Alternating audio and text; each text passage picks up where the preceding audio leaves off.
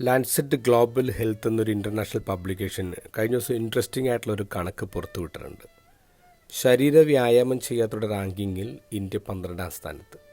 പകുതി ഇന്ത്യക്കാരും വ്യായാമം ചെയ്യുന്നില്ലെന്നാണ് റിപ്പോർട്ട്.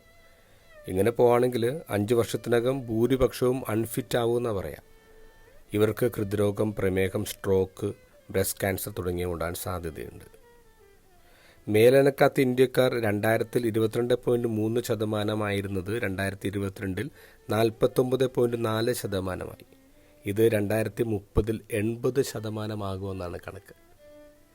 ഇത് ശരീര വ്യായാമം ചെയ്യാത്തവരുടെ കണക്കാണ്. ഇനി ഒന്ന് ആലോചിച്ച് നോക്കിയാൽ സ്പിരിച്വൽ വർക്കൗട്ട് നടത്താത്തവരുടെ കണക്ക് എന്തായിരിക്കും? അത് ഭീകരമായിരിക്കും. ഇന്നത്തെ ഗോസ്പലിൽ ചില ആൾക്കാർ കട്ടിലോടുകൂടി ഒരു തളർവാദ രോഗി ഈശോയുടെ മുന്നിലേക്ക് കൊണ്ടുവരാം. ഈശോനെ കണ്ടപ്പോൾ തന്നെ പറഞ്ഞത് എന്താ? നിൻ്റെ പാപങ്ങൾ ക്ഷമിക്കപ്പെട്ടിരിക്കുന്നു. അതിനർത്ഥം എന്താ?